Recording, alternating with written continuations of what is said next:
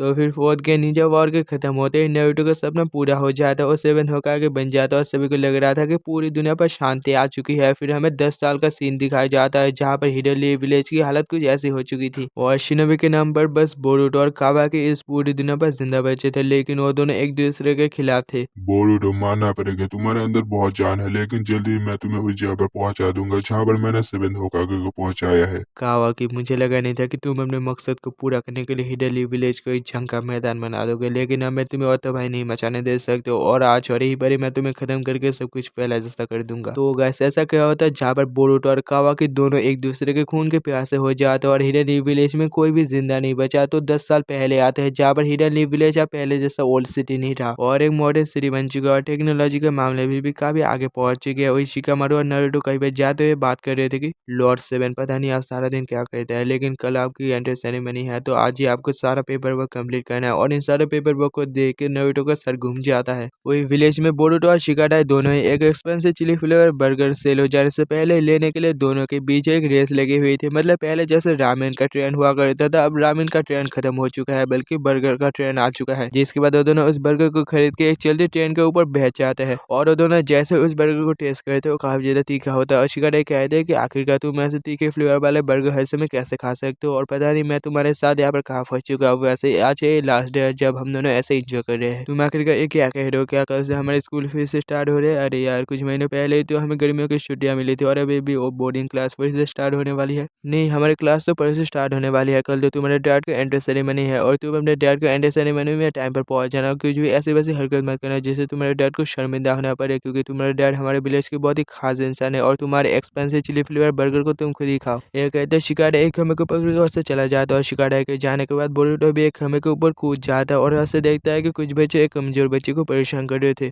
मैंने तुम्हें कहा था ना कि ज्यादा पैसे लाने के लिए इतने से पैसे से तो बस मैं अपने लिए स्नैक्स खरीद सकता हूँ और मेरे दोस्तों का क्या। तभी बोरुतो उनके ऊपर जूस गिरा देता है और कहता है कि तुम जैसे खाए तो बस कमजोर के ऊपर ही हाथ उठा सकता है, लेकिन आज मैं तुम सभी को सबक सिखाने वाला हूँ। एक कहते हैं बोरुतो अपने शैडो क्लोन जूस से उन सभी को धो देता है और इस बच्चे को लेकर एक बिल्डिंग के ऊपर आके कहने लगता है, देखो दो, जो लोग तुम्हें परेशान करते हैं उनको तुम्हें सबक सिखाना चाहिए, वरना वो लोग तुम्हारे से हमेशा ऐसा ही बर्ताव करेंगे। तुम्हारे लिए कहना बहुत आसान है क्योंकि तुम स्ट्रांग हो, लेकिन मैं तुम जैसा स्ट्रांग नहीं हूँ और वो लड़के कल मुझसे बदला लेने के लिए फिर से आएंगे। और तुम्हें एक बात बताओ, मेरे डैड अपने कंपनी का सीईओ मुझे बनाना चाहता है, लेकिन उससे पहले मुझे एक बेहतर निंजा बनाना चाहता है, लेकिन मैं बहुत कमजोर और डरपोक हूँ, इसलिए मुझे लगता है नहीं कि मैं अपने डैड की उम्मीदों में खरा उतर पाऊंगा। तो बोरुतो कहता है कि तुम्हें उन लड़कों से डरने की अब कोई जरूरत नहीं है क्योंकि हम दोनों अब से दोस्त है। और वैसे तुम्हारे डैड के कंपनी का नाम क्या है? तो वो लड़का अपने डैड के कंपनी का नाम कहता है और ये बात सुनते बोरुतो हैरान होकर कहता है कि एक कंपनी तो हमारे विलेज के नंबर 1 कंपनी है और इसमें मेरे फेवरेट वीडियो गेम भी बनते हैं, सच में तुम बहुत लकी हो। तो वो लड़का कहता है कि सच कहूं तो मुझे निंजा बनने में कोई दिलचस्पी नहीं है, बल्कि मुझे अपने डैड की कंपनी में गैजेट बनाना है, लेकिन मेरे डैड के जिद के कारण ना तो मैं गैजेट बनाने में फोकस कर पा रहा हूँ ना तो निंजा बनने में। वो ऐसी बात है, क्यों ना तुम अपने डैड को सब कुछ सच बता दो कि तुम्हें निंजा बनने में कोई दिलचस्पी नहीं है, क्योंकि वो तुम्हारा डैड है और मुझे पूरा यकीन है कि तुम्हारा डैड तुम्हारे बात को सुन लेगा। और ये बात सुनकर वो लड़का कहता है कि तुम्हारे एडवाइस के लिए शुक्रिया, वैसे तुम्हारा नाम क्या है? तो बोरुतो कहता है कि मेरा नाम बोरुतो ओजुमाकी है। ये बात सुनते वो लड़का कहता है कि तुमने भी ओजुमाकी कहा तो भी तुम हमारे लॉर्ड सेवन के बेटे हो, वैसे मेरा नाम डैंकी है। और तभी बोरुतो को याद आता है कि बहुत समय हो चुका है और घर जाते उसकी माँ मुझे बहुत डांटेंगे, इसलिए वो फटाफट वो डैंकी को बाय कहकर वहां से निकल जाता है। जिसके बाद अगले सीन में डैंकी अपने घर जाके अपने डैड को सब कुछ बता देता है कि उसे क्या बनना है, लेकिन उसके डैड उसे थप्पड़ मार के कहते हैं, डैंकी, ये बात तुम अच्छी तरह से जानते हो कि मैं तुम्हें निंजा क्यों बनाना चाहता हूँ, क्योंकि तुम एक रईस परिवार के होते हैं भी और गरीब घर के लड़के जिनका हमारे सामने कोई औकात नहीं है, वो आज से तुम्हें परेशान करके तुमसे पैसे छीनते हैं, जो हमारे परिवार के लिए काफी शर्मिंदगी की बात है। इसलिए मैं चाहता हूँ कि तुम एक स्ट्रॉन्ग निंजा बने, तभी तुम मेरे कंपनी को संभाल पाओगे, तब मैं खुद ही तुम्हें अपने सपने को पूरा करने के लिए मदद करूंगा। तो डैड अगर मैं उन सभी लड़कों को अकेले सबक सिखाऊं तो क्या आप मुझे निंजा बनने के लिए फोर्स नहीं करेंगे? जिसके लिए उसके डैड मान जाते हैं और डैंकी जैसे ही अपने कमरे से बाहर जाता है उसे एक अजीब सी शक्ति प्रोसेस कर लेती है। इसके बाद हम बोरुतो को देखते हैं जो कि अपने घर में पहुंच चुका था और हिनाटा बोरुतो को कहता है कि आखिरकार तुम्हें इतना समय कहाँ लग गया था। बोरुतो बहाना बनाते हुए कहता है कि शिकाडाई को एक काम आ गया था और उसे उस काम के लिए मेरी जरूरत थी, इसलिए मुझे इतना देर हो गया। जिसके बाद उसे भी डिनर करने लगते हैं और हिनाटा बोरुतो को कहता है कि कल से तुम एकेडमी जा रहे हो, पता है तुम्हारे डैड और मैं एक दूसरे को एकेडमी के दिनों से जानते हैं और इन दिनों तुम्हारे डैड काफी ज्यादा शरारती हुआ करते थे। हाँ मम्मी, ये बात मुझे अच्छी तरह से पता है, आप बहुत बार कह चुके हैं और डैड एक होकागे बन चुके हैं और वो पूरे विलास का ख्याल रखते हैं, लेकिन उनके पास इतना समय नहीं है कि अपने परिवार को थोड़ा सा समय दे सकते हैं। कम से कम वो हिमाबारी के बारे में तो थोड़ा सोचे। बोरुतो, तुम्हें अपने डैड के बारे में ऐसा नहीं कहना चाहिए, होगा कि जिम्मेदारी बहुत बड़ी है और अभी तुम्हें ऐसा समझ नहीं आ रहा, लेकिन आगे चल के तुम्हें सब कुछ समझ आ जाएगा। जिसके बाद अगली सुबह बोरुतो सेरेमनी के लिए लेट हो जाता है, तो बोरुतो दौड़ते हुए टाइम पर सेरेमनी में पहुंचने की कोशिश करता है, लेकिन तभी रास्ते में उसे डैंकी मिलता है और वो अपने बैकुगान से डैंकी को देखता है, तो उसके अंदर से काफी अजीब सा ऑरा निकल रहा था, जिसे देख के बोरुतो को काफी अजीब सा लग रहा था। उसके बाद हम उन तीनों लड़कों को देखते हैं जो कि डैंकी को हमेशा परेशान करते हैं। उन तीनों को जमीन पर कुछ पैसे पड़े हुए देखते हैं, तो वो तीनों उन पैसे को उठाते उठाते ट्रेन के अंदर चले जाते हैं, लेकिन तभी ट्रेन चल पड़ी थी और दरवाजा बंद हो जाता है। ओए डैंकी, तो फिर इस सब के पीछे तू है, जल्दी से ट्रेन को रोक वरना हमसे बुरा कोई नहीं होगा। मैंने सोचा नहीं था कि तुम दोनों इतने बेवकूफ हो। अब जबकि तुम दोनों मेरे जाल में फंस चुके हो, तो मैं तुम तीनों से उस हर एक वक्त का बदला लूंगा जब तुम तीनों ने मुझे परेशान किया था। मैंने इस ट्रेन के पटरी के सामने एक और ट्रेन चला दिया है, वो भी बिना ड्राइवर की, और वो ट्रेन और हमारी ट्रेन दोनों एक दूसरे से टकराएगी, जिससे तुम तीनों की जान एक ही बार में चली जाएगी, तो भी मेरा बदला पूरा होगा। हमें माफ कर देना डैंगी, शायद हमने तुम्हें कुछ ज्यादा ही तंग किया था, लेकिन इससे तो तुम्हारी भी जान चली जाएगी। तो यहाँ पर बोरुतो आ जाता और कहने लगता है कि आखिरकार डैंगी तुम्हें कर कह रहे हो, आज तो हमारी निंजा एकेडमी स्कूल का एंटर सेरेमनी है, तो अपन आ जाके यहाँ पर तुम ये सब क्या कर रहे हो। बोरुतो, कल रात मैं अपने डैड से बात किया था और उन्होंने मुझे कहा था कि ये तीनों मुझे इसलिए परेशान करते हैं क्योंकि मैं कमजोर हूँ, इसलिए मैं इन तीनों को सबक सिखा के साबित करना चाहता हूँ कि मैं कमजोर नहीं हूँ। देखो डैंगी, तुम जो कुछ भी कर रहे हो उससे तुम ताकतवर साबित नहीं होते हो, बल्कि कमजोर साबित होते हो, इसलिए ये सब जल्दी से बंद करो। तभी डैंगी अपने होश में आ जाता और कहने लगता है कि मुझे माफ कर देना बोरुतो, मुझे पता नहीं है कि मैं क्या कर रहा हूँ।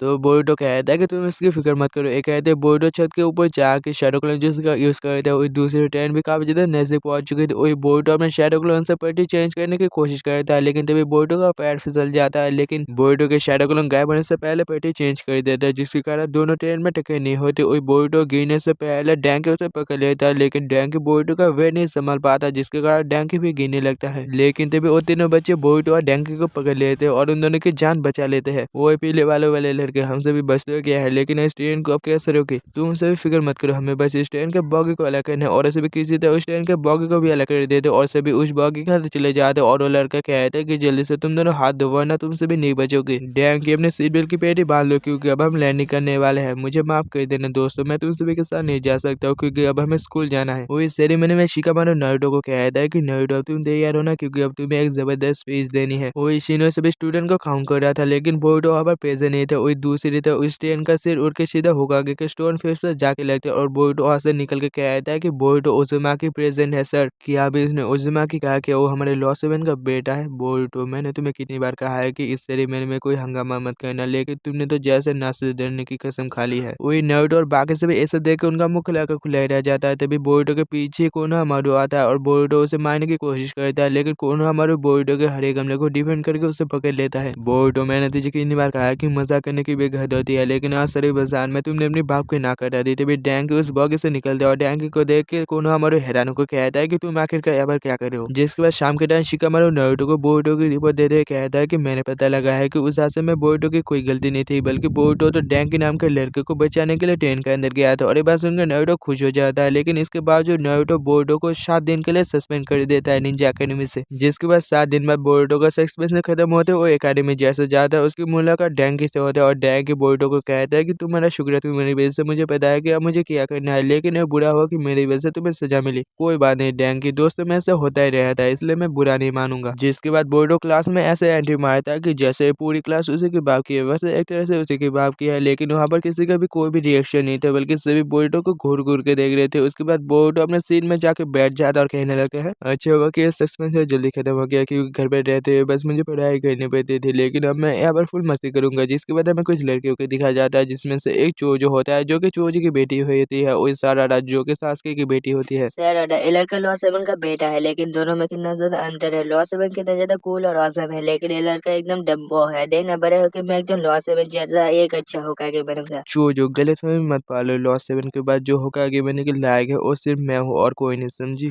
वही दूसरी तरफ कुछ लड़के बात कर रहे थे कि ये लड़का लॉ 7 का बेटा है और इसने होकागे स्टैचू के ऊपर ट्रेन चढ़ा दी, लेकिन ये होकागे का बेटा होने के कारण इसे ज्यादा बड़ी सजा नहीं दी। अगर हमें से कोई एक ऐसा करता तो उसे पता नहीं कैसी पनिशमेंट मिलती और फाइन अलग से। देखे बोर्डो, ये सब कुछ भी कहते रहते हैं, इसलिए इन सभी की बातों पर तुम ध्यान मत दो। कोई बात नहीं शिकाई, अब तो मुझे ये सब सुनने की आदत हो चुकी है। तभी यहाँ पर शिनो आ जाता है, शिनो सभी की क्लास स्टार्ट कर देता है और वो सभी के नीचे था जिसे टेस्ट कर रहा था, जिसमें बोरुतो नंबर 2 में था। मतलब पहले जैसे नारुतो एकेडमी के दिनों में बेकार और नल्ला हुआ करता था, बोरुतो नारुतो के जैसा नहीं था, बल्कि बहुत ही स्ट्रॉन्ग और टैलेंटेड था। और नंबर 1 पर जो लड़का था जिसका नाम किबाबे हो, वो निंजुत्सु था जिसमें नंबर 1 हो सकता है, लेकिन पढ़ाई के मामले में एक तो 0 था, जिसके कारण वो 3 बार एकेडमी में फेल हो चुका था। ये बात सुनते बोर्डो किबाबे से मिलने के लिए एक्साइटेड हो जाता है और वो क्लास में जैसे किबाबे से मिलने जाता है किबाबे कहता है तुम तीनों बच्चों को आखिरकार मुझसे क्या चाहिए, मुझे तुम तीनों बच्चों से बात नहीं करनी और तुम होकागे के बेटे हो इसलिए सभी तुमसे दोस्ती करना चाहते हो और तुम्हारे पीछे पड़े रहते हैं, लेकिन मुझे तुमसे कोई मतलब नहीं है इसलिए दफा हो जाओ यहाँ से। देखो ब्रो मैं होकागे का बेटा हो सकता हूँ लेकिन ऐसा मुझसे दोस्ती इसलिए करता है क्योंकि ऐसा मैंने खुद के दम पर हासिल किया है, समझे।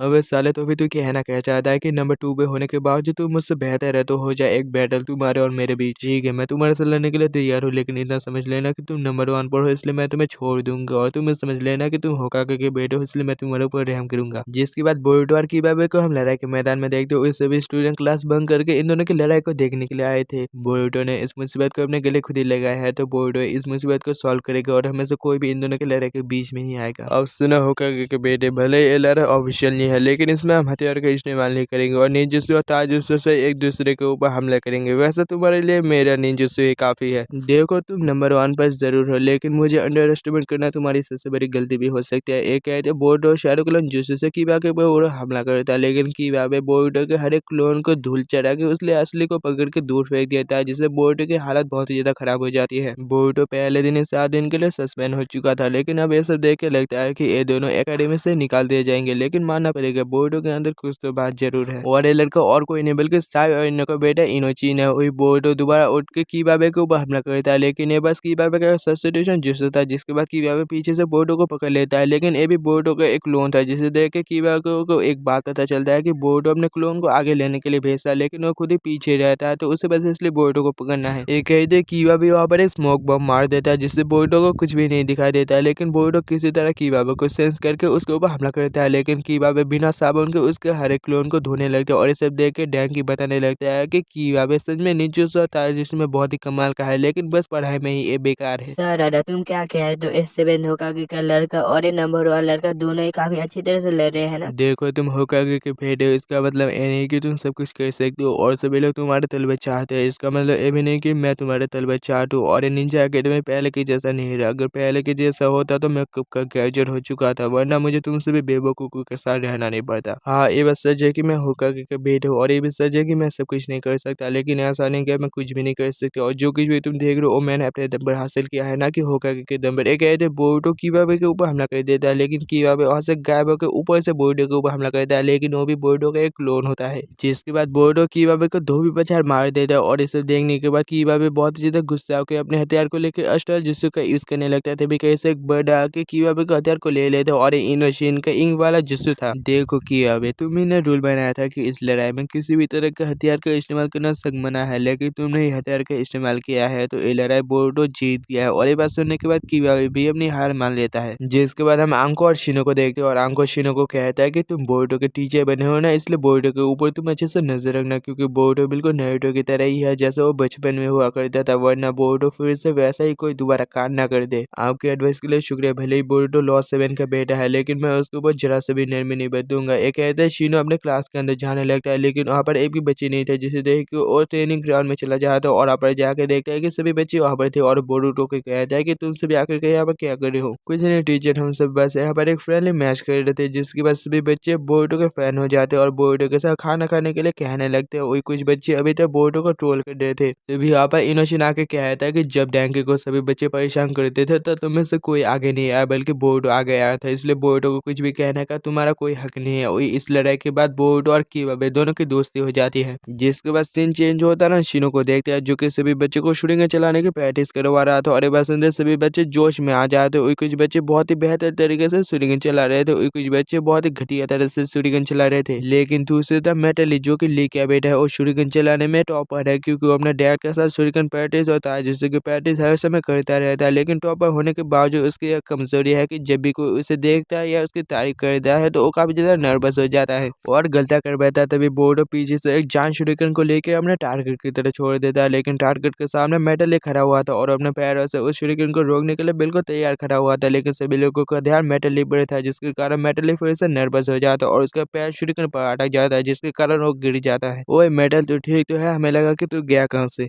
तो मेटली कहता है कि मैं बिल्कुल ठीक हूँ लेकिन मनी मन कहता है कि आखिरकार मैं बार बार इतना नर्वस क्यों हो जाता है। तभी यहाँ पर किबाबे आने लगता है और कहता है कि बोरुतो आखिरकार तुमने मेरे जान शूटिंग को लेकर क्या किया है। लेकिन शिनो उन सभी को कहता है कि तुम सभी ने जो आज वगैरह खड़ा किया है उसके लिए मेरे ऑफिस में आओ। जिसके बाद से ना सभी को अपने ऑफिस में लाके कहता है कि आज तुम सभी ने जो हंगामा किया है उसके लिए तुम सभी को पनिशमेंट के तौर पर लॉस 7 के होकागे स्टोन को रिपेयर करना पड़ेगा और भागने की सोचना भी मत, वरना मुझसे बड़ा कोई नहीं होगा। और क्लास मॉनिटर तुम इन सभी को ऊपर नजर रखोगे, देखना एसबी अपना काम ठीक से करते हैं या नहीं। उसके बाद सभी होकागे स्टोन को रिपेयर करने लग जाते हैं और शिकारा कहता है कि बोर्ड के चक्कर में हम आखिरकार एक यहाँ पर फंस गए और क्लास मॉनिटर जिसकी कोई गलती भी नहीं है वो भी यहाँ पर फंस गया। पता नहीं उसके नाजुक हाथ इतने सारे स्टोन को कैसे तोड़ पाएगा। कोई बात नहीं शिकारा, मुझे इससे कोई परेशानी नहीं है और होकागे स्टोन को रिपेयर करना तो ओनर की बात है, इसलिए मैं खुश हूँ। जिसके बाद हम बोर्ड और बाकी सभी को देखते हैं जो कि अपना काम धाम छोड़ के गेम खेल रहा था। तो क्लास मॉनिटर उन सभी को कहता है क्या तुम सभी ने अपना काम पूरा कर लिया है। तो शिकारा कहता है कि हमने अपना काम पूरा कर लिया है, बस मेटल लेके आए काम बाकी है। वही मेटल सोच रहा था कि स्टोन को एक ही बार में परफेक्ट एंगल में कैसे तोड़ा जा सकता है, लेकिन तभी वो देखता है कि सभी का ध्यान उसी की तरफ है, जिसके कारण मेटल फिर से नर्वस हो जाता है और वो एक ही जगह पर बार बार हथौड़ा मार देता है, जिसके कारण होकागे स्टोन पर दरार आ जाता है और होकागे स्टोन का एक हिस्सा टूट कर नीचे गिर जाता है, जिससे उनका काम कम होने की बजाय और ज्यादा बढ़ जाता है। फिर शाम के टाइम सभी अपने अपना काम पूरा करके घर जा रहे थे, लेकिन मेटल थोड़ा सा उदास है क्योंकि वो बार बार बहुत ही ज्यादा नर्वस हो जाता था। तो शिकारा कहता है कि तुम आखिरकार बार बार इतना ज्यादा नर्वस क्यों हो जाता है, थोड़ा अपने अंदर कॉन्फिडेंट लाओ, वरना तुम तो निंजा तो छोड़ो कोई ढंग का काम भी तुम्हें नहीं मिलेगा। ये बात सुनते मेटल बहुत ही ज्यादा उदास हो जाता है और कहने लगता है कि मैं खुद को कॉन्फिडेंट फील करने की कोशिश करता हूँ, लेकिन मैं ऐसा कर नहीं पाता, उससे मुझे घर जाकर थोड़ा सा आराम करना चाहिए। ये कहते मेटल वहां से चला जाता है। शिकारा शायद तुमने मेटल को कुछ ज्यादा ही कह दिया है, वो अंदर से शायद टूट चुका होगा। फिर रात के समय बोर्ड जैसे अपने घर जाता है वो हिनाटा को कहता है कि मॉम आप जो अपने आंखों के पावर का इस्तेमाल करते हैं उन्हें क्या कहते हैं और इनसे क्या क्या किया जा सकता है। तो हिनाटा कहता है क्या बात है बोर्ड, पहले तो तुमने हमारे आंखों के बारे में कभी भी नहीं पूछा, तो आज तुम्हें क्या हो गया। ऐसे ही मॉम, चलो अब बता भी दो। हम जो अपने आंखों के पावर का इस्तेमाल करते हैं उसे बैकुगान कहते हैं और उसकी मदद से तुम किसी भी चीजों के आर पार देख सकते हो और किसी भी इंसान के चाकरों को भी देख सकते हो। हमारे हर एक ह्यूगा क्लैन के मेंबर इन आंखों का इस्तेमाल कर सकते हैं। ये बात सुनते बोर्ड को पता चलता है कि उसका एक आंख जो बदल गया था वो उसका बैकुगान था और उसने टैंकी के अंदर से जो निकलता हुआ देखा था वो उसका चाकरा था। तभी यहाँ पर नारुतो आ जाता है। तो हिनाटा नारुतो को कहता है कि आप पहले खाना खा लीजिए, लेकिन नारुतो कहता है कि मुझे भूख नहीं है। कहते नारुतो ऊपर जाने लग जाता है। वही बोर्ड ऐसे सुन के कहता है कि पता नहीं मुझे किस तरह का अजीब सा डैड मिला है, इनके पास खाना खाने का भी समय नहीं है। वही दूसरी तरफ शिकारा अपने घर में वीडियो गेम खेल रहा था, तभी उसके पास उसके मॉम आ जाते हैं जो कि टेमारी होती है और टेमारी शिकारा को जाते हुए कहते हैं कि आज मुझे निंजा अकेडमी से कॉल आया था कि तुम अपने ट्रेनिंग पर ध्यान नहीं देते और मस्ती और शरारत करके घूमते हो, जिसके कारण आज तुम्हें फिर से पनिशमेंट मिली है, तो बताओ तुम कब सुधरोगे। जिसके बाद यहाँ पर शिकामारू आ जाता है और शिकामारू ऐसा सुन के कहता है कि इसमें कौन सी बड़ी बात है, बच्चे तो अपने गलतियों से ही सीखते हैं, अगर बच्चे गलतियां नहीं करेंगे तो वो अपने सबक से कैसे सीखेंगे, इसलिए तुम्हें शिकारा को इतना डांटना नहीं चाहिए। तो चलो अब हम सभी डिनर कर लेते हैं। जरा रुक जाओ हने, तुम अपने बेटे को डांटते नहीं हो, इसलिए शिकारा एकदम तुम्हारे जैसा बन रहा है जैसे कि तुम बचपन में थे, जिसके कारण आज तुम दोनों को ही डिनर नहीं मिलेगा। वही शिकारा अपने डैड की बात सुनकर सोचने लगता है कि शायद उसने मेटल को कुछ ज्यादा ही कह दिया था, क्योंकि वो भी गलतियां कर रहा था, लेकिन वो अपने गलतियों से ही तो सीखता। जिसके बाद अगली सुबह शिकारा और बाकी सभी एकेडमी जा रहे थे, वही पीछे से मेटल आ रहा था और बोर्ड अपने बैकुगान से देखता है तो मेटल के अंदर से भी वही और पपल और निकल रहा था जो कि डैंकी के अंदर से निकल रहा था। और शिकारा मेटल को देख के उसके पास कल जो कुछ भी उसने मेटल को कहा था उसके लिए माफी मांगने के लिए आता है, लेकिन मेटल कुछ भी ना कह के कूद के दूसरी तरफ चला जाता है और ये देख के शिकारा भी उसके पीछे वो दूसरी तरफ चला जाता है। क्या बात है मेटल, क्या तुम मुझसे नाराज हो कल के लिए, लेकिन मैं तो यहाँ पर तुमसे माफी मांगने के लिए आया था। लेकिन मेटल कुछ भी ना कह के शिकारा के ऊपर पूरी ताकत से हमला कर देता है। अरे मेटल तुम एक करके आ रहे हो, मैं तो तुमसे यहाँ पर बात करने के लिए आया था, लड़ने नहीं। शिकारा तुम देखना चाहते थे ना कि मैं बिना नर्वस हुए कैसे लड़ता हूँ, तो आओ अब चलो मुझसे लड़ो। क्या बात है, क्या तुम मुझसे डर तो नहीं गए। तभी यहाँ पर बोर्ड और इनोशिन आ जाता है और कहने लगता है कि आखिरकार तुम दोनों एक करके आ रहे हो, लेकिन मेटल उन दोनों की भी बात नहीं सुनता और लेने के तैयार हो जाता है। तो शिकारा कहता है कि हम मेटल के सामने टिक नहीं पाएंगे, वो हमसे बहुत ज्यादा ताकतवर है और हमारी बात भी नहीं सुनेगा, तो पहले हमें एक अच्छे से प्लान सोचना पड़ेगा। एक कहते उसे भी मेटल से भागने लग जाते और भागते भागते उसे भी निंजा एकेडमी के ट्रेनिंग ग्राउंड पर आ जाते और झाड़ियों के पीछे छूट जाते हैं। तो बोर्डो कहता है कि हम ऐसे सारा दिन मेटल से तो भाग नहीं सकते, तो हमें कुछ करना ही पड़ेगा। तुम फिक्र मत करो बोर्डो, हमारे पास एक बहुत ही अच्छा स्ट्रेटेजी है जिससे हम मेटल को बड़ी आसानी से रोक पाएंगे, लेकिन बस तुम दोनों को मेरे अकॉर्डिंग चलना पड़ेगा। जिसके बाद बोर्डो अपने कोई शैडो क्लोन बना के मेटल के ऊपर हमला कर देता है, लेकिन मेटल बोर्डो के हर क्लोन को बिना साबुन के तरह धो देता है और दूसरे तरह से इनोशिन अपने इंक से बने हुए बर्ड की मदद से मेटल का ध्यान भटकाने लगता है। तभी शिकारा अपने शैडो पैरालिसिस जिससे मेटल को पकड़ने की कोशिश करता है, लेकिन मेटल पीछे हट जाता है, जिसके कारण शिकारा का शैडो उसके रेंज से काफी दूर चला जाता है। तुम्हारा जिससे तो किसी काम का नहीं है, मुझे बस तुम्हारे जिससे के रेंज में नहीं आना है, तो मैं बचा रहूंगा। तभी मेटल देखता है कि शिकारा ने उसे अपने शैडो शैडो पैरालिसिस जूसी से पकड़ लिया है, लेकिन वो थोड़ा सा हैरान भी होता है क्योंकि उसने शिकार है कि शैडो के रेंज में नहीं आया था, तो उसने कैसे पकड़ लिया उसे। जिसके बाद असली शिकार है झाड़ू के नीचे से बाहर आया था और शिकार असल में बोर्डो होता है और जो शैडो पैरालिसिस जूसी देख रहे थे वो असल में इनोशियन का इंक वाला सांप था। तो फिर तुम सभी ने मिलकर मुझे बेवकूफ बनाया। एक कहते मेटल बहुत ज्यादा गुस्सा आ जाता है और उसके अंदर से वही बबल वाला निकलने लग जाता है, जिससे वो पहले से 2 गुना ज्यादा ताकतवर हो जाता है, जिसके कारण शिकारा भी उसे रोक नहीं पाता और मेटल उसके शैडो पैरालिसिस जिससे निकल जाता है, लेकिन वो उलझ के वहीं पर ही गिर जाता है, जिसके कारण मेटल के अंदर से वो बबल वाला निकल जाता है और मेटल फिर से पहले जैसा हो जाता है। जिसके बाद कुछ टाइम में शिकारा बोर्ड और भाग्य से भी क्लास बंक करके वीडियो गेम खेल रहे थे, तो वहाँ पर मेटल आके कहता है कि तुमसे भी क्लास ना करके यहाँ पर वीडियो गेम खेल रहे हो, मैं सर को सब कुछ बता दूंगा।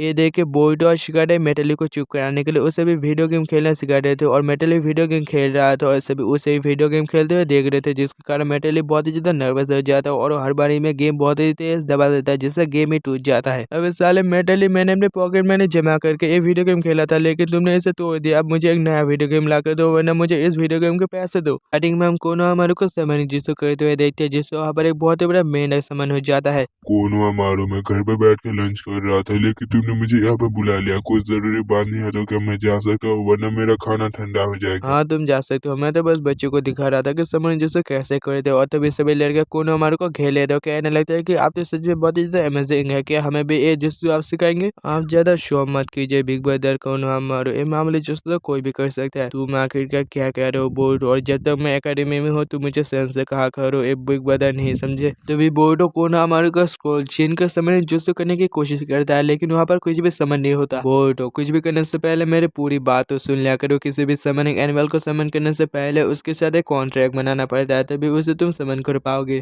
सभी लड़के तो बेवकूफ होते ही है, लेकिन आज तुमने ऐसा करके साबित भी कर दिया कि सभी लड़के बेवकूफ होते हैं। ये बोर्ड तो पहले ही बेवकूफ था, लेकिन आज इसने ऐसा करके हम सभी लड़कों को भी बेइज्जत कर दिया। जिसके बाद सिनो एक स्क्रॉल से एक निंजा टूल को समन करके कहता है कि आज तुम सभी को इस स्क्रॉल की मदद से एक निंजा टूल समन करना है। एक कहते हैं शिनो उन सभी को एक एक स्क्रॉल दे देता है। सुनो बच्चों, किसी भी निंजा टूल को समन करने के लिए सबसे पहले तुम्हारे अंदर बहुत ही ज्यादा फोकस और सही मात्रा में चाकरा होना बहुत ही जरूरी है, तभी तुम किसी भी समनिंग एनिमल के साथ कॉन्ट्रैक्ट बना के उसे समन कर पाओगे। इसके बाद सभी बच्चे कह रहे थे कि मैं एक ही बार में बहुत सारे निंजा टूल समन करके दिखाऊंगा, देखना। वही कुछ बच्चे कह रहे थे कि ये निंजा टूल कौन समन करेगा, मैं तो एक ही बार में एक ड्रैगन के साथ कॉन्ट्रैक्ट बना के उसे समन करूंगा। सुनो सभी लड़के, कुछ भी गड़बड़ मत करना, वैसे भी तुम सभी लड़के गड़बड़ ना करके शांति से रह भी नहीं सकते हो। तुम आखिरकार ये क्या कह रहे हो, हम सभी लड़के गड़बड़ कर दे या तुम सभी लड़कियां गड़बड़ कर दो। ओ अच्छा, तो फिर बताओ पहले दिन ही होगा स्टोन को किसने तोड़ा और दूसरे दिन ही एकेडमी में लड़ाई किसने शुरू की। मैं तो कहता हूँ कि तुम सभी लड़कों को आज से हम सभी लड़कियों की बात सुनना चाहिए। ओ अच्छा, दिन में सपने मत देखो। वही कोनोहामारू और शिनो इन दोनों की लड़ाई को रोक रहे थे। उसके बाद बोर्ड और बाकी सभी कैंटीन की तरफ जा रहे थे, तो शिकारा बोर्डो को कहता है कि तुम्हारे डैड और सराडा के डैड दोस्त है ना, तो फिर तुम दोनों इस तरह लड़ क्यों रहे हो। तो बोर्डो कहता है कि मेरे डैड और उसके डैड दोस्त है, लेकिन हम दोनों दोस्त नहीं है, समझे। जिसके बाद बोर्डो आके सुबह रेस्टोरेंट के सामने चला जाता है और वहाँ पर सराडा भी आ जाते हैं और उन दोनों को ही आके सुबह चाहिए था। तो वहाँ का शॉपकीपर कहता है कि सारे आके सुबह सेल हो चुके हैं, बस आखिरी आके सुबह बचा हुआ है। देखो तुम्हारे सारे दोस्त आके सुबह के अलावा कुछ और खरीद रहे हैं, तो तुम भी आके सुबह के अलावा कुछ और खरीद लो। मुझे आके सुबह बहुत ही ज्यादा पसंद है, इसलिए मैं आके सुबह खरीदूंगा और तुम भी तो आके सुबह के अलावा कुछ और खरीद सकते हो। तभी बोर्डो देखता है कि बाकी जो सभी आके सुबह सेल हो गए थे वो असल में चोजो ने खरीद लिया था, जिसके कारण बोर्डो चोजो को ज्ञान दे रहा था और इसे मौके का फायदा उठा के सराडा वो आखिरी से आके सुबह खरीद लेता है, जिसे देख के बोर्डो बहुत ही ज्यादा गुस्सा हो जाता है और सराडा को उल्टा सीधा सुनाने लगता है। और ये बात सुनकर सराडा भी बहुत ही ज्यादा गुस्सा हो जाता है और वहाँ पर लड़कियों और लड़के के बीच में एक बहुत ही घमासान जंग होने वाला था। उसी टाइम शिनो उनके बीच में आके कहता है, तुम सभी लड़के और लड़के इस तरह लड़ो मत, क्यों ना हम इसका फैसला एक कॉन्टेस्ट से करें, जो भी इस कॉन्टेस्ट में जीतेगा उसे उनकी बात मानना पड़ेगा। तो रूल सिंपल है, जो भी उस रेड फ्लैग को पहले ले पाएगा वो जीत जाएगा और इसमें तुम सभी निंजुत्सु और ताजुत्सु का इस्तेमाल कर पाओगे। और इतना ध्यान रखना कि मैंने एकेडमी के अंदर बहुत सारे ट्रैप लगा के रखे हैं, तो उस फ्लैग को लेना इतना भी आसान नहीं होगा। एक कहते रेस शुरू हो जाते और कीवा पे सबसे पहले अस्टार जुस्सी से लड़के के सामने एक वॉल खड़ा कर देता है, जिससे सभी लड़के अंदर चले जाते और लड़के अंदर नहीं आ पाते। तभी चोजो अपने एक्सपेंसर जुस्सी से उस दीवार को तोड़ देता है। वही सभी लड़के पहले ही बहुत ज्यादा आगे निकल चुके थे, तभी लड़कियों की तरफ से शuriken से हमला होता है, लेकिन मेटली इस हमले को बड़ी आसानी से रोक लेता है, लेकिन उसकी कमजोरी के कारण सभी लड़के उसे वहीं पर ही लटका देते हैं और आगे जाने लग जाते हैं। वही दूसरे से इनोशिन ऊपर का दरवाजा खोल के देखता है तो वो नहीं खुलता, तो डैंकी कहता है कि मैं ऐसे हैक करके खोल सकता हूँ और ऐसा होता भी है। डैंकी उसे बड़ी आसानी से खोल देता है। डैंकी अगर इस सिस्टम को हैक कर सकता लगता है तो क्यों ना आगे जाने से पहले इन लड़कियों को थोड़ा सा मजा चखाया जाए। वही सभी लड़के अपने टारगेट की तरफ जा रहे थे, तभी वहाँ पर रास्ता बंद हो जाता है और इनोशिन अपने जुस्सू से वहाँ पर एक बहुत ही बड़ा छिपकली क्रिएट कर देता है, जिसे देख के सभी लड़के काफी ज्यादा डर जाते हैं। और ये देख के बोर्डो उनके थोड़ा सा और मजे लेना चाहता था, जिसके कारण बोर्डो वहाँ पर फवारा चला देता है और पानी के कारण इनोशिन का जुस्सू भी वहाँ पर गायब हो जाता है, जिसके कारण सभी लड़कियां डैंकी को पकड़ लेते हैं और बोर्डो और बाकी सभी को मजबूरन डैंकी को वहीं पर छोड़ के भागना पड़ता है और सभी स्टोर रूम में जाकर छुप जाते हैं। और शिकारा कहता है कि हम डैंकी के अलावा आगे नहीं बढ़ सकते हैं, क्योंकि डैंकी बंद दरवाजों को खोज सकता है, तो हमें किसी भी तरह डैंकी को वापस लाना पड़ेगा। तो मैं और इनोशिन उन लड़कियों का ध्यान भटकाएंगे और बोर्डो तुम इसी मौके का फायदा उठा के डैंकी को वापस ले आना। ठीक है, लेकिन मैं वहाँ पर एक समनिंग स्कूल ले जाते हुए अगर मुझे उन लड़कियों से लेना पड़ा तो मैं वहाँ पर एक बीस को समन कर दूंगा, जिसके बाद सबसे पहले बोर्ड अपने कुछ शैडो क्लोन की मदद से टेरेस के ऊपर चला जाता है। वही लड़का दरवाजा बंद होने के कारण कोई भी अंदर नहीं जा पा रहा था। उसी समय शिकारा और इनोशिन स्मोक बॉम्ब से लड़कियों का ध्यान भटकाने लग जाता है। ये देख के उनमें से एक लड़के कुछ पेपर बम को लाके कहता है कि हम इस दरवाजा को खोल नहीं सकते तो क्या हुआ, लेकिन तोड़ तो सकते। एक कहते उसे भी उन पेपर बम की मदद से उस दरवाजा को तबाह कर देते हैं और चोजो उस रेड फ्लैग को लेने के लिए जाने लगता है। ये देख के बोर्ड वहाँ पर समन जुस्सू का यूज करता है, जिसके कारण वहाँ पर एक बहुत ही अजीब सा क्रीचर समन हो जाता है। लेकिन बोर्डो के साथ कोई भी कॉन्ट्रैक्ट ना होने के कारण वो क्रीचर बोर्डो की बात नहीं मानता और चोजो के ऊपर हमला कर देता है। लेकिन एंड टाइम में बोर्डो वहाँ पर आके चोजो को गिरने से बचा लेता है, तभी वो क्रीचर बोर्डो के ऊपर हमला कर देता है। उसी समय कोनोहामारू अपने राशिंगन से उस क्रीचर के ऊपर हमला कर देता है, जिससे वो क्रीचर गायब हो जाता है। वही दूसरी तरफ क्लास मॉनिटर उस रेड फ्लैग को लेके आ जाता है, जिसके कारण लड़के हार जाते हैं और लड़कियां जीत जाते हैं। तो सराडा सभी लड़कों को कहता है कि हम सभी जीत चुके हैं, तो तुम सभी तैयार हो हमारी बात मानने के लिए। ये बहुत ही बुरा है, लेकिन अब जबकि तुम सभी जीत चुके हो तो वादे के मुताबिक तुम सभी हमें जो भी पनिशमेंट देना चाहते हो वो हमें मंजूर है।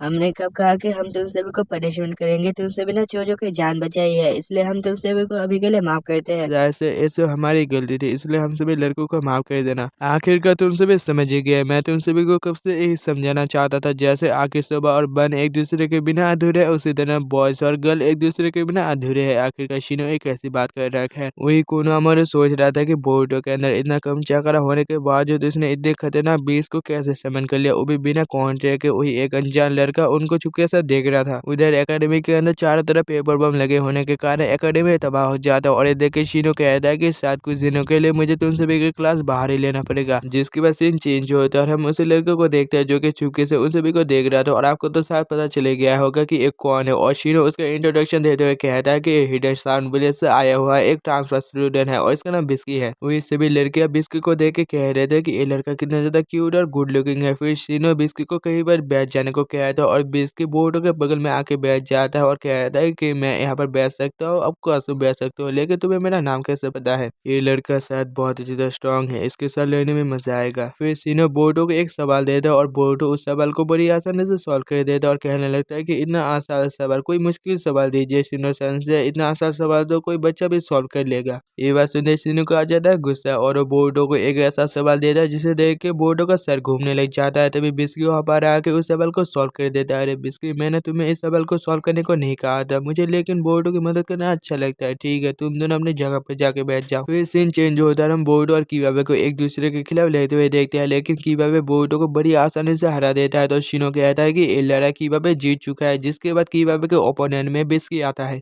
देखो तुम आज नहीं हो तो मैं तुम्हारे ऊपर रहम करूंगा, ये मत सोचना। जिसके बाद लड़ाई शुरू होती है और बिस्की सबसे पहले किवाबे को लात मारता है, जिसके कारण किवाबे दूर चला जाता है और वो इतनी तेज किवाबे के पीछे जाकर उसे पकड़ लेता है, जिसे देख के सभी हैरान हो जाते हैं। और बिस्की किवाबे को कुछ ज्यादा जोर से पकड़ा हुआ था और उसे छोड़ने का नाम ही नहीं ले रहा था। तो शिनो उन दोनों के बीच में आके उनको अलग कर देता है। ओए बिस्की, तुम आखिरकार एक कर रहे थे, क्या तुम किवाबे को जान से मारना चाहते थे? नहीं बोर्डो, मैं ऐसा नहीं करना चाहता था, मुझे माफ कर देना किवाबे, शायद मैंने कुछ ज्यादा ही बेरहमी दिखा दी। जिसके बाद शिनो कुनाई सेंसेई के पास जाके कहता है कि मुझे समझ ही नहीं आ रहा है कि सेंसेई मैं क्या करूँ, कोई भी बच्चे मेरी बात सुनते ही नहीं है और कभी कभी तो मुझे लगता है कि मैं टीचर बनने के लायक ही नहीं हूँ। ऐसा मत सोचो शिनो, तुम बच्चे के साथ ना तो ज्यादा शक्ति दिखाओ ना तो ज्यादा नरमी, बल्कि तुम जैसे नॉर्मली बिहेव करो तो उसी तरह बच्चों के साथ बिहेव करो, तो देखना सभी बच्चे तुम्हारी बात जरूर सुनेंगे। उसके बाद अगले दिन बोरुतो, शिकाडाई और कीपा पे बाहर घूम रहे थे, तभी उनको शहर पे एक ऐसा बंदा दिखाई देता है जो कि शहर पर तबाही मचा रहा था और वो कह रहा था कि निंजा एकेडमी ने मुझे फेल कर दिया बस इसलिए कि मैं पढ़ाई में कमजोर था, लेकिन निंजुत्सु में मेरा मुकाबला कोई नहीं कर सकता है। जिसके बाद बोरुतो अपने बैकुगान से देखता है तो उस बंदे के अंदर से भी वही पबल वाला निकल रहा था। कीबा बे तुम आखिरकार यहाँ पर क्या करो, चलो साथ मिलकर इस विलेज को तबाह कर देते हैं, क्योंकि निंजुत्सु और ताजुत्सु में कोई भी तुम्हारा और मेरा एकेडमी में मुकाबला नहीं कर सकता था, लेकिन इसके बावजूद एकेडमी वालों ने हम दोनों को ही फेल कर दिया क्योंकि हम दोनों पढ़ाई में कमजोर थे। तभी बोरुतो उस बंदे को एक लात मार कर कहता है कि देखो इस पढ़ाई में तो हम भी उतने अच्छे नहीं है, लेकिन हम कोशिश तो कर रहे हैं और अब तो कीबा भी कोशिश कर रहा है, तो शायद कीबा भी इस बार पास हो जाए, लेकिन तुमने कोशिश नहीं की और गलत रास्ता चुना तो अब भुगतो। ये बात सुनते वो बंदा फास्ट था जिससे से वहाँ पर धूल उड़ा के भाग जाता है, तो बोरुतो भी उसके पीछा करने लगता है और कुछ दूर जाके देखता है कि बिस्की ने उस बंदे को एक कोने पर जाके बेहोश कर दिया था और उसके अंदर से वो पर्पल वाला भी निकल गया था। तुम आखिरकार यहाँ पर क्या कर रहे हो बिस्की? उसके बाद अगले सीन में हम बिस्की को एक टावर पर अकेला बैठे हुए देखते हो और वो अपने साहब से बात कर रहा था कि आपने जैसा कहा था वो बिल्कुल वैसा ही है, लेकिन अभी भी थोड़ा सा जांच करना बाकी है कि वो हमारे काम आएगा या नहीं। जिसके बाद सुबह सीनो बिस्की के लिए एक वेलकम पार्टी रखा था और ये देख के सभी स्टूडेंट हैरान हो जाता है कि सीनो जैसा खरीद टीचर ये भी कर सकता है। इसके बाद सभी बच्चे पार्टी को अच्छी तरह से एंजॉय करने लग जाते हैं। कुछ बच्चे बिस्की के पास आके कहता है कि तुम साउंड विलेज से हो ना, मैंने सुना है कि लीव का लेजेंडरी सानी ओरोचिमारू साउंड विलेज में रहता है, तो क्या तुम ओरोचिमारू के बारे में हमें कुछ बता सकते हो? वही शिनो ये देख के खुश हो जाता है कि सभी बच्चे बिस्की के साथ अच्छी तरह से घुल मिल रहा है, तो शिनो सभी को कहता है कि बच्चों अभी तो बस पार्टी शुरू ही है। एक है तो वहाँ पर जितने भी डॉल थे सभी हिलने लग जाते और ये देख के सभी हैरान हो जाता है कि शिनो तो कोई पपेट मास्टर भी नहीं है, तो ये सारे डॉल आखिरकार कैसे हिल रहे हैं। तभी वहीं पर एक लड़के एक डॉल को छूता है, तभी उस डॉल के अंदर से शिनो के जितने भी इंसर्ट थे उन सभी इंसर्ट सभी डॉल से बाहर आ रहे थे और शिनो उन सभी इंसर्ट को कंट्रोल भी नहीं कर पा रहा था, तो बिस्की अपने वो स्टाइल से उन सभी इंसर्ट को उड़ा देता है। वहीं पर ही कुछ वर्कर काम कर रहे थे और उनको इससे बहुत ज्यादा परेशानी हो रही थी, तो शिनो उनसे माफी मांगते हुए कहते हैं कि ये मेरे स्टूडेंट की कोई गलती नहीं बल्कि मेरी वजह से ऐसा हुआ, तो मुझे माफ कर देना। जिसके बाद क्लास मॉनिटर कहते हैं कि शायद शिनो सेंसे की तबीयत ठीक नहीं है, तो उनको थोड़ा सा आराम करना चाहिए। उसके बाद शिनो को हम अपने ऑफिस में देखते हैं जहाँ पर वो काफी ज्यादा डिफ्रेस हो गया था। वही सभी बच्चे शिनो के अलावा काफी ज्यादा बोर हो रहे थे और वो लोग नोटिस करते हैं कि यहाँ पर बिस्की नहीं है, तभी उनको एकेडमी के अंदर से बचाओ बचाओ की आवाज आती है, तो वो सभी एकेडमी की तरह जाने लगते हैं और यहाँ पर जाके देखते हैं कि एक वर्कर पागलों की तरह हर एक सामान नीचे फेंक रहा था, तो बोरुतो अपने बैकुगान से देखते हैं तो उसके अंदर से भी वो पर्पल वाला निकल रहा था। बोरुतो क्या तुम्हें उस आदमी के अंदर से वो पर्पल चाकरा दिखाई दे रहा है? तो फिर तुम कहना चाहते हो कि तुम भी उस पर्पल चाकरा को देख पा रहे हो, लेकिन ये कैसे हो सकता है? मैं तो अपने बैकुगान से किसी का भी चाकरा देख सकता हूँ, लेकिन तुम किसी का चाकरा कैसे देख सकते हो? तुम्हारे पास तो कोई बैकुगान भी नहीं है। ये बात सुनकर शिकाडाई सोचता है कि जैसे बिस्की इस विलेज में आया है तब से कोई ना कोई अजीब सी घटना घटी रही है, तो क्या इन सब के पीछे बिस्की ही तो नहीं है? वही साराडा उस वर्कर से लड़ने के लिए चली जाती है, तभी शिकाडाई अपने शैडो पैरालिसिस जूसेस से उस वर्कर को पकड़ लेता है। ये देख के कीबा बे कहता है कि शायद हमने इस वर्कर को रोक लिया है, तभी वो वर्कर दोबारा खड़ा हो जाता है और उनके ऊपर हमला करने के लिए तैयार हो जाता है, लेकिन उसी समय बोरुतो उस वर्कर को पकड़ लेता है और उस वर्कर का पैर फिसल जाने के कारण दोनों नीचे गिरने लगते हैं, लेकिन इस वर्कर का सर जमीन की तरह होने के कारण उन दोनों का सर जमीन पर टकराने ही वाला था। तभी विस्की अपने वो स्टाइल से उन दोनों को बचा लेता है और विस्की जैसे उस वर्कर को छूता है उसके अंदर से वो पर्पल वाला निकल जाता है। ये देख के बोरुतो को कुछ समझ ही नहीं आता और वो सोचने लगता है कि विस्की कितना ज्यादा अजीब है। जिसके बाद सभी बच्चे बोरुतो और विस्की की तारीफ कर रहे थे और शिनो ऐसे सुनकर मन में कहता है कि मैं इनका टीचर हूँ और मेरी जिम्मेदारी थी इनको बचाना, लेकिन मैं तो बस खड़े खड़े तमाशा ही देख रहा था। इसके बाद शिनो इडुका सेंसे के पास जाकर कहता है कि मुझे माफ कर देना सेंसे, मैं बच्चों को ठीक से संभाल नहीं पाया। कोई बात नहीं शिनो, अगर तुम्हें लगता है कि तुम टीचर नहीं बन सकते हो तो इसे छोड़ दो, वैसे भी टीचर के अलावा बहुत से ऐसे काम है जिसमें तुम माहिर हो। जिसे सुनते शिनो उदास होकर वहाँ से जाने लगता है, तभी वो पर्पल वाला शिनो के अंदर जाकर घुस जाता है और उसे पसंद कर लेता है। फिर अगले दिन हम बोरुतो, शिकाडाई और विस्की को हमें जहाँ पर देखते हैं जहाँ शिनो ने उनको वहाँ पर बुलाया था। क्या बात है बच्चों, मैंने तुम सभी को कुछ ज्यादा इंतजार तो नहीं करवाया, मैंने असल में तुम तीनों को यहाँ पर एक आखिरी लेक्चर देने के लिए बुलाया है। क्या बात है शिनो सेंसे, हमने क्या कुछ गलती की है?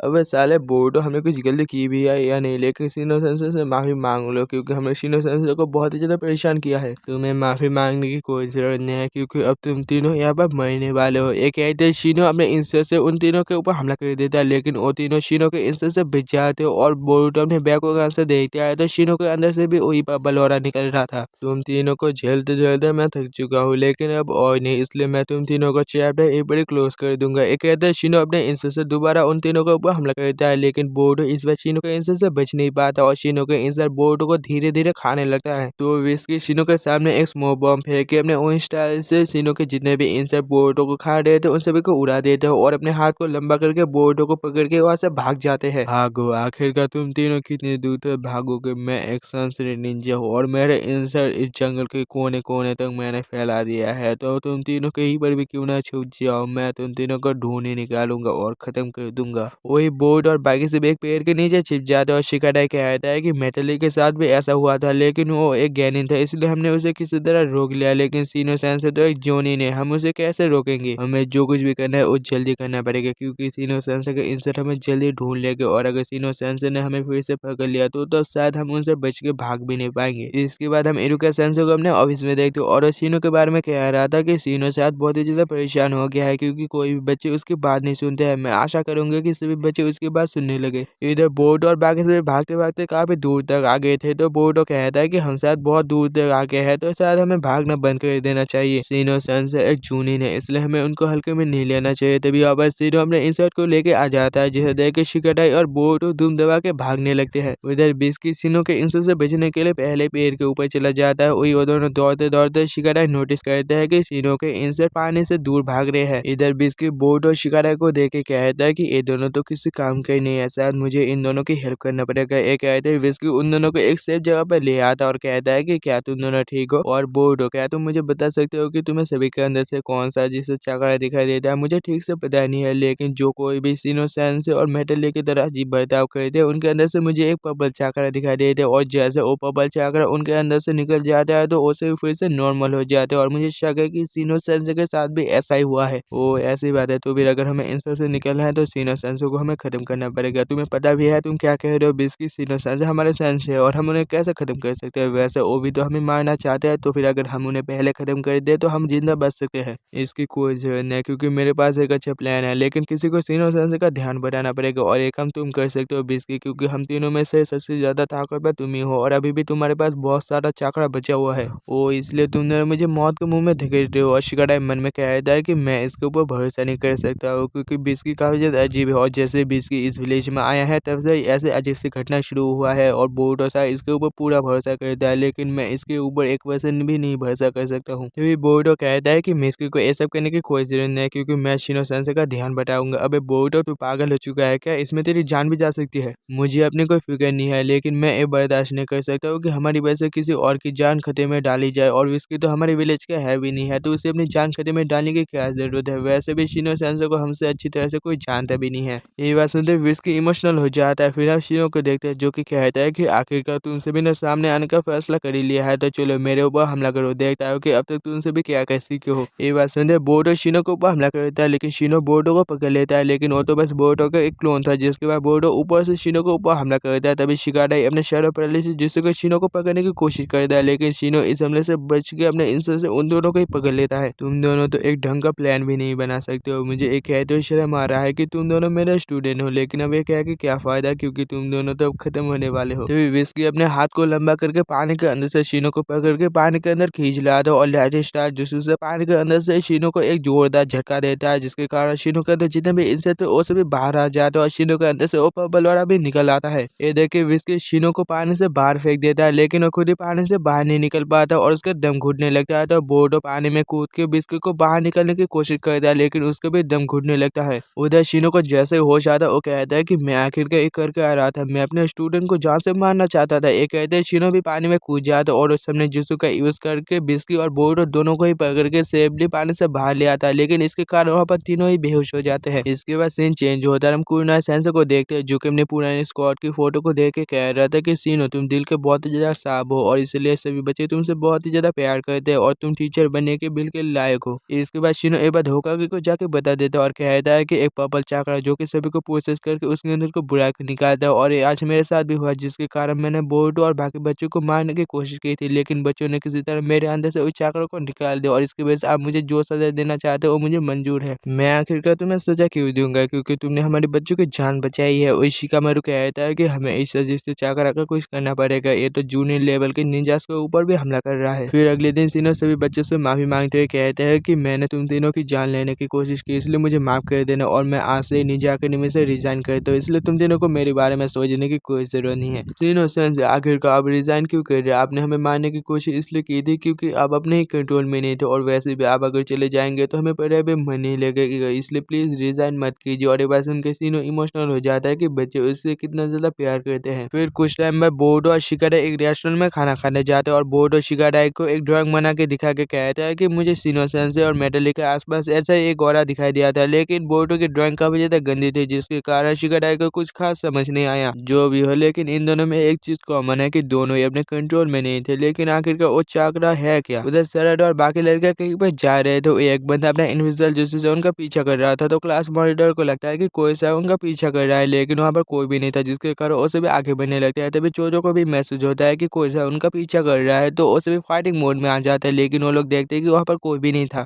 उसके बाद अगले दिन चोजो कहती है कि मैं इतनी सुंदर हूँ जिसके कारण सभी लोग मेरा पीछा करते हैं, आखिरकार स्टोकर लोग मुझे चैन से रहने देंगे या नहीं? तो फिर गर्ल्स आज हम उस स्टोकर को पकड़ के ही रहेंगे। फिर चोजो और बाकी लड़के उस स्टोकर को ढूंढने लग जाते हैं, और चोजो तो बस अपने चिप्स के बारे में कह रही थी। तभी चोजो को अंदाजा हो जाता है कि कोई साथ उनका पीछा कर रहा है, तो चोजो बेंडिंग मशीन में एक मुक्का मारता है जिसके कारण वो लड़का बेंडिंग मशीन में दब जाता है और वो जोर से चीखता है, जिससे उनके बोर्ड और बाकी सभी भी वहां पर पहुंच जाते हैं। ओए चोजो, तू बताएगा कि तू इस बेचारे लड़के को परेशान क्यों कर रहा है? फिर हमें पता चलता है कि ये लड़का उनके क्लास का एक स्टूडेंट है। अबे साले, अब जरा बताओ कि तू इन लड़कों का पीछे क्यों कर रहा था? देखना सब कुछ सच बताना, वरना मुझसे बुरा कोई नहीं होगा। इस लोग के बोटो, तुम तो जानते हो स्टॉकर लोग सुंदर लड़कों का पीछा करते रहते और ये भी साथ मेरा पीछा कर रहा था, तो इसलिए मैं ज्यादा बुरा नहीं मानूंगा। नहीं, मैं चोजो का पीछा नहीं कर रहा था, मैं असल में सुमेरे का पीछा कर रहा था क्योंकि मुझे सुमेरे बहुत ही ज्यादा पसंद है। तो क्या सुमेरे, तुम मेरे साथ डेट पर आना चाहोगे? लेकिन सुमेरे उसे सब मना कर देता है, जिसे सुनकर उस लड़के का दिल ही टूट जाता है। ये देख के चोजो उस लड़के को एक चिप्स देते हुए कहता है कि कम से कम तूने कोशिश तो की, और इसी तरह कोशिश करते रहना है तो कोई ना कोई तुमसे पट ही जाएगा। लेकिन वो लड़का चोजो का चिप्स फेंक देता है और वहां से चला जाता है। उसके बाद उसे भी क्लासरूम में जाता है और क्लासरूम के ब्लैक बोर्ड पर उस लड़के ने लिख रखा था कि सुमेरे, मैं तुम्हें देख रहा हूँ और तुम मुझसे प्यार करोगे या नहीं? ये देखे चोजो बहुत ज्यादा गुस्सा हो जाता है कि अबे कुछ ज्यादा ही हो रहा है। जिसके बाद क्लास खत्म होने के बाद वो सभी उस लड़के को ढूंढने के लिए निकलते हैं। तभी वहाँ पे पेपर की बारिश हो जाती है और वहाँ पर लिखा हुआ था कि सुमेरे, मैं तुमसे बहुत ही ज्यादा प्यार करता हूँ। और ये देख के सुमेरे काफी ज्यादा डर जाती है। वही बोर्ड ये देख के कह रहा था कि आखिरकार वो इतने शब्दों में इतने सारे पेपर कैसे गिरा रहा है। फिर वो सभी उस लड़के को दोबारा ढूंढने लगते हैं। तभी वो लड़का वहाँ पर स्मोक बम फेंक देता है और सुमेरे को लेकर टेरेस पर आ जाता है और कहने लगता है कि सुमेरे, आखिरकार मेरे अंदर ऐसा क्या नहीं है जो तुम्हें चाहिए, और मैं तुम्हारे लिए कुछ भी कर सकता हूँ, तो बताओ ना। तभी यहाँ पर बोर्ड और बाकी से भी आ जाता है और बोर्डो देखता है कि उस बंदे के अंदर से भी वो पबल वाला निकल रहा था, तो बोर्डो बिस्की और शिकाडाई को ये बात बता देता है। तभी वो बंदा गायब हो जाता है और बोर्डो और बाकी सभी के ऊपर कुनाई से हमला करने लगता है। ये देख के बोर्डो और बाकी सभी कहते हैं कि आखिरकार मुझसे बिना देखे कैसे हराएंगे। ओए साले, तुझे क्या लगता है कि तू ऐसे बेहुदा हरकत करेगा तो लड़का तुझे पसंद करने लगेगा? तू दिखने में अच्छा है लेकिन तू खुद को कम समझ रहा है, और तू अभी जो कर रहा है वो गलत है, लेकिन तुझे ये समझ नहीं आ रहा है। तभी वो बंदा चोजे के ऊपर हमला करने जाता है, लेकिन वो चोजे के ऊपर हमला नहीं करता और रुक जाता है क्योंकि उसे चोजे की बात बिल्कुल सही लगी। और चोजो कहता है कि तुम एक बुरे इंसान नहीं हो, लेकिन पहले अपना तरीका बदलो तभी तुम मेरे पास आना। आखिरकार ये लड़का तुम्हारे पास क्यों आएगा? ये लड़का तो सुमेर को पसंद करता है। जिसके बाद वो लड़का सुमिर से माफी मांगता है और अपनी गलती के कारण फूट फूट कर रोने लग जाता है। वही बोर्डो देखता है कि इस लड़के के अंदर से वो पबल ओरा निकल गया था, लेकिन वो थोड़ा सा कंफ्यूज था कि इस लड़के को बिना हराए कैसे ये ओरा निकल गया। और इसके बाद हम शिकामारू को देखते हैं जो कि नारुतो को कहता है कि विलेज में कुछ न कुछ तो गड़बड़ है, क्योंकि लोगों का चाकरा बहुत ही तेजी से बदल रहा है और लोग बेहोश हो रहे हैं। कहीं ऐसा मेटल और शीनो से जुड़ा हुआ केस तो नहीं है? हमें जल्दी इसके बारे में तहकीकात करना पड़ेगा, वरना आगे चल के हम एक बहुत ही बड़ी मुसीबत में भी फंस सकते हैं। और इसके बाद हम बोर्डो और बाकी सभी को एक रेस्टोरेंट में खाना खाते हुए देखते हैं और बोर्डो सभी को एक ड्राइंग बना के दिखाते हुए कहता है कि मैंने उस लड़के के अंदर ऐसा एक मॉन्स्टर जैसा चाकरा देखा था, और जैसे उस लड़के को बिना हराए उसके अंदर से चाकरा निकल गया था, उसी तरह डैंकी के अंदर से भी चाकरा निकल गया था। वो सब तो ठीक है, लेकिन क्या ये सब हम बड़ों के ऊपर छोड़ दे या हमें भी कुछ करना चाहिए? जिसके बाद रात के समय विस्की अपने स्नेक से दोबारा बात करते हुए कहता है कि बस बोर्डो को ही वो चाकरा दिखाई देता है, लेकिन मुझे समझ नहीं आ रहा कि बोर्डो को ही वो चाकरा क्यों दिखाई दे रहा है। फिर हम एक बहुत ही अनजान बंदे को देखते हैं जो कि चांद से दो कॉमेट को देख के कह रहा था कि शायद वो दोनों ज्यादा दूर नहीं है, शायद वो दोनों धरती पर जल्दी आते ही होंगे, और इस बंदे को तो आज सभी शायद पहचानते ही होंगे। जिसके बाद हम लीव विलेज में कुछ गुंडों को देखते हैं जो कि कुछ बच्चों को किडनैप करके रखा था, और उन बच्चों को कहता है कि तुम सभी को बचाने के लिए यहाँ पर कोई नहीं आने वाला है। तभी यहाँ पर एक निंजा आता है जिसका नाम कागे मासा होता है, और उन सभी गुंडों को एक ही बार में हरा के बच्चों की रस्सी खोल देता है और कहने लगता है, मेरा नाम कागे मासा है और मेरे रहते कोई भी बुरे काम नहीं कर कर सकता है, क्योंकि मैं अपनी आंखों से किसी के भी अंदर का बुराई देख सकता हूँ। इसलिए कोई भी अगर बुरे काम करना चाहता है तो 100 बार सोच लेना कि इस विलेज पर एक कागेमासा नाम का हीरो भी है। जिसके बाद हमें पता चलता है कि ये तो बस एक मूवी था और बोरुतो और बाकी सभी इस मूवी को देख रहे थे। फिर मूवी खत्म होते बोरुतो और बाकी सभी मूवी के बारे में डिस्कस कर रहे थे कि मुझे कागेमासा बिल्कुल भी पसंद नहीं है। असली निंजा थोड़े ही ना ऐसे होते हैं, कागेमासा कुछ ज्यादा ओवर एक्टिंग करते हैं। ये बात तो तुमने बिल्कुल सही कही। जैसे एग्जाम्पल के तौर पर लॉर्ड सेवन होकागे को देख लो, वो इतने ज्यादा स्ट्रॉन्ग है लेकिन वो शो ऑफ 1% भी नहीं करते हैं। नहीं नहीं, तुम जैसा सोच रहे हो वैसा वो बिल्कुल भी नहीं है। तो फिर तुम्हें क्यों ना हमें उनके लाइफस्टाइल के बारे में बताओ। हाँ, मुझे भी ये जानने में दिलचस्पी है। तो सुनो, मैं एक बार उनसे होकागे ऑफिस में मिलने के लिए गया था, लेकिन उनकी हालत को देख के मुझे उनके ऊपर तरस आने लगा। और वो घर पे अपने जूते भी ठीक से नहीं पहनते और टाइम पर भी नहीं होते। बता कौन सा होकागे ऐसी हरकत करता है। जिसके बाद शाम के टाइम हम बोरुतो और शिकाराई को ट्रेन के ऊपर देखते हैं। बोरुतो, मैंने सुना है कि शिनो सेंसे और मेटेली के साथ जो हादसा हुआ था वह विलेज के हर एक इंसान के साथ हो रहा है, तो क्या हमें इसके लिए लॉर्ड होकागे से बात करना चाहिए? बिल्कुल भी नहीं, वो खुशहाल आदमी हम बच्चों की बात बिल्कुल भी नहीं सुनेगा। और तो और वो हमेशा थका हुआ रहता है, तो वो खाग हमारी मदद करेगा। तो फिर ऐसा मैं तुम पर छोड़ दो, क्योंकि वो पर्पल चाकरा तुम्हें ही दिखाई देता है और होकागे भी तुम्हारे डैड है, तो तुम्हारी मर्जी कि तुम होकागे से बात करोगे या नहीं। एक आते शिकारा दोबारा एक खंबे को पकड़ के वहां से चला जाता है। इसके बाद बोरुतो अपने कमरे में कुछ शहरों बना के कहता है कि कुछ भी हो जाए लेकिन मैं अपने डैड की मदद नहीं लूंगा और मैं अपने हर एक क्लोन को काम आधा आधा बांट दूंगा। तो चलो केस में आते हैं कि तो सबसे पहले हमें वो चाकरा डैंकी के अंदर दिखाई दिया था, लेकिन डैंकी को हमें हराना नहीं पड़ा और ऐसे उसके अंदर से चाकरा निकल गया था। लेकिन शिनो सेंसे को हमें हराना पड़ा था, जाके उसके अंदर से वो चाकरा निकला। लेकिन रिसेंटली जो हादसा हुआ था उस हादसे में उस लड़के को हमें हराना नहीं पड़ा और उसके अंदर से भी डैंकी की तरह ही चाकरा निकल गया था। मुझे तो समझ ही नहीं आ रहा कि इस पर्पल चाकरा का आखिर का सीन क्या है। तो फिर क्या हमें डैड से मदद लेना चाहिए? नहीं, वो हमें इस केस से एक एक दूर कर देंगे कि तुम सभी बच्चे हो और तुम सभी को इस पर पढ़ने की कोई जरूरत नहीं है। ये सब सोचते हुए बोरुतो बाहर खाना खाने के लिए जाता है, लेकिन तभी उसे शिकाटाई देखता है और शिकाटाई बोरुतो को कहता है कि मुझे लगता है कि तुमने उस पावर को अबे कर लिया जो तुम्हारे मॉम और बाकी ह्यूगा क्लैन के पास है। बैकुगान 3 के दो जुस्सु में से एक हो और इसे बस ह्यूगा क्लैन वाले अबे कर सकते हैं। अबे बिस्किट, तू यहाँ पर कब आया? मैं तो यहाँ पर काफी देर से तुम दोनों की बात को सुन रहा था। इसके बाद बोरुतो अपने घर में आकर सो जाता है और उसे सपने में वही हिनाटा का आशिक दिखाई देता है और कहता है कि तुम्हारे पास जो आगे है वो आने वाली अंधकार से निकलने का एक जरिया है और तुम्हें सभी इंसानों को अंधकार से निकाल के रोशनी की तरह ले जाओगे, इसलिए तुम्हें वो सब दिखाई देता है जो बाकियों को नहीं दिखाई देता है। इसके बाद बोरुतो की आँख खुलता है तो वो देखता है कि उसके लेफ्ट साइड की आग में टेंसेगान आ गई थी, जिसे देख के बोरुतो जोर से चीखता और कहने लगता है कि मैं इस पूरी दुनिया को बचाने वाला हूँ। तो मैं तो रियल में कागेमासा बन गया, मेरे आंखों से कोई भी नहीं छुप सकता है, मैं इस पूरी दुनिया को बचा लूंगा। हा हा हा। बड़े भैया, आपकी तबीयत तो ठीक है? मैं मम्मी को बुलाऊं? इसके बाद शिकारा और डैंकी को एक दूसरे के साथ बात करते हुए देखते और शिकारा बोरुतो के बारे में बात कर रहा था कि बोरुतो ने कहा था कि उसने बैकुगान अबे कर लिया है। क्या ये सच है या झूठ पता नहीं। मुझे तो लगता है कि बोरुतो ने सच में बैकुगान अबे कर लिया। अबे बिस्किट तो हर जगह अचानक से कैसे टपक जाता है। इसके बाद हम होकागे ऑफिस को देखते हैं, जहाँ पर शिकामारू नारुतो को कहते हैं कि आजकल विलेज में जो कुछ भी हादसे हो रहे हैं उसमें बोरुतो किसी तरह इवॉल्व है, पता नहीं एक ऐसे। तभी नारुतो का सर घूम जाता है तो शिकामारू नारुतो को पकड़ के कहता है कि तुम काफी दिन से यहाँ पर बैठे काम कर रहे हो तो थोड़ा सा आराम कर लो, इतना काम भी सेहत के लिए अच्छा नहीं है।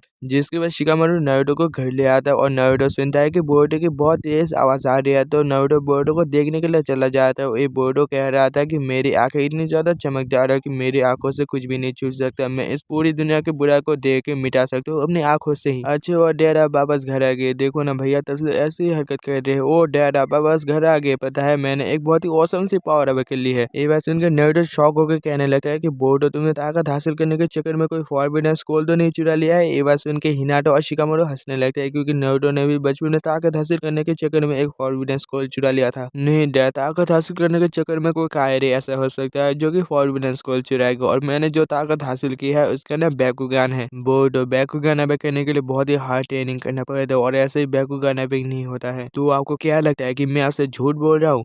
नहीं, ऐसा हो भी सकता है क्योंकि हाल ही में हिमाबारी ने भी बैकुगान अबे किया था। देखो बोरुतो, तुम्हें अगर लगता है कि तुमने बैकुगान अबे किया है तो तुम्हें नाना जी के पास जाना चाहिए, क्योंकि नाना जी तुम्हें देख के बता देंगे कि तुमने सच में बैकुगान अबे किया है या नहीं। ठीक है, मैं नाना जी के पास जाने के लिए तैयार हूँ और मैं साबित कर दूंगा कि मैंने सच में बैकुगान अबे किया है। जिसके बाद बोरुतो अपने डैड के साथ नाना जी के घर जा रहे थे और नाना जी तभी यहाँ पर आ जाते और बोरुतो को देख के उसे गले लगा के प्यार करने लगता है। फिर नाना जी हिमाबारी को भी पकड़ के गले लगा के प्यार करने लगते हैं।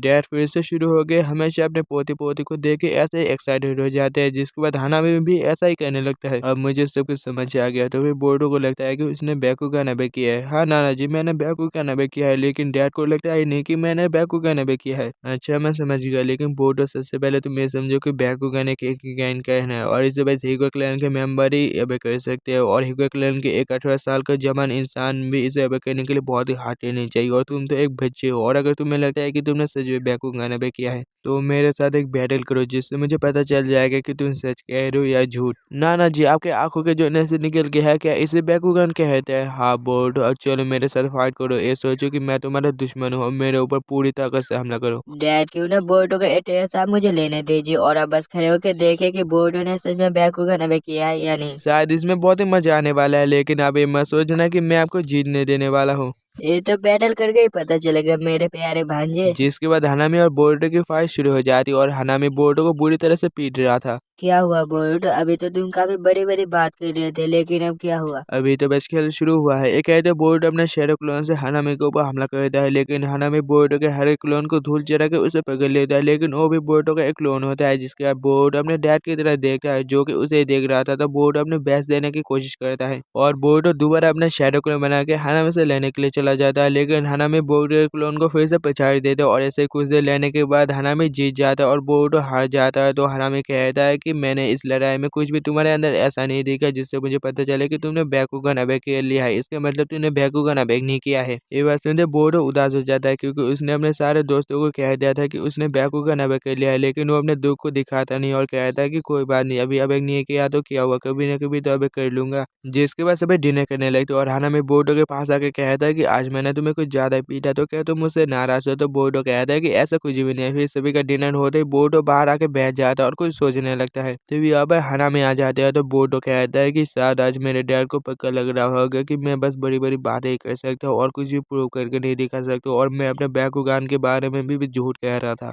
नहीं, मुझे ऐसा नहीं लगता, क्योंकि आज तुम जिस तरह मुझसे लड़ रहे थे उससे पता चलता है कि तुम अपनी बात को प्रूव करने की पूरी कोशिश कर रहे थे, और ये बात शायद कहीं ना कहीं सच भी है, लेकिन तुम्हें पता नहीं है कि वो चीज क्या है। इसलिए कभी भी अगर तुम्हें मेरी जरूरत पड़े तो मुझे कहना जरूर और शर्माना मत। ये कहते हनामी और से चले जाते और थोड़ी देर बाद बोरुतो भी और बोर होकर बाहर टहलने के लिए चला जाता है। जिसके बाद हम नारुतो और उसके ससुर जी को एक साथ देखते हैं और उसके ससुर जी कहते हैं कि तुम्हें क्या लगता है कि बोरुतो अपने बैकुगान के बारे में झूठ कह रहा था? हाँ, ये बात सच है कि बोरुतो मुझसे अटेंशन लेने के लिए हर समय झूठ कहता है, लेकिन वो आज जिस तरह हनामी से अपनी जान लगा के लड़ा था उससे मुझे नहीं लगता है कि वो मुझे झूठ कहेगा। ये बात तो तुमने बिल्कुल सही कही। बोरुतो को लड़ते हुए देख के मुझे भी लग रहा था कि वो झूठ नहीं कह रहा है, लेकिन उसने जिस चीज को अबे किया है वो बैकुगान तो नहीं है, शायद कोई और चीज है, और ये चीज काफी खतरनाक भी हो सकती है, इसलिए तुम जल्दी से इसका पता लगाना। ठीक है, आपकी सलाह के लिए शुक्रिया, और मैं जल्द से जल्द बोर्डो ने जिस चीज का अबे किया है उसका पता लगा लूंगा, और आपने जो टी दी है उसके लिए शुक्रिया। उधर बोर्डो कागेमासा के पोस्टर के सामने आके खड़े हो जाता है, तभी आवाज सराडा आ जाती है और कहती है कि क्या तुम कागेमासा का फैन हो? नहीं नहीं, आखिरकार इस घटिया एक्टर का फैन कौन ही होगा। ओ ऐसी बात है, वैसे मैंने सुना है कि कागेमासा का जो पार्ट 2 है उसमें खुद ही कागेमासा नहीं आ रहा है और इसकी वजह कोई दूसरा एक्टर आ रहा है। तभी बोर्डो को सराडा के पीछे एक आदमी के ऊपर वही पबल चाकरा दिखाई देता है, तो बोर्डो सराडा को कुछ भी ना कह के उस आदमी का पीछा करने लगता है, और बोर्डो उस आदमी का पीछा करते करते एक खाली बिल्डिंग के अंदर चला जाता है और वहाँ पर जाके देखता है कि वो पबल चाकरा जिस आदमी के ऊपर था वो और कोई नहीं बल्कि कागेमासा था, लेकिन कागेमासा पहले जैसा नहीं था बल्कि बहुत ही मोटा और भद्दा हो चुका था। अरे तुम आखिर कौन हो? क्या तुम कागेमासा के फैन हो? इसी वजह से तुमने कागेमासा का कॉस्ट्यूम पहना है? अपनी जबान संभाल के बात करो बच्चे। मैं वो हूँ जिसके पीछे लड़कियों की लाइन लगती है, मैं वो हूँ जो बच्चे अपने आइडल मानते हैं, मैं और कोई नहीं बल्कि कागेमासा हूँ, लेकिन बस मेरा थोड़ा सा वेट बढ़ गया है, इसी वजह से डायरेक्टर ने मुझे फिल्म से निकाल दिया।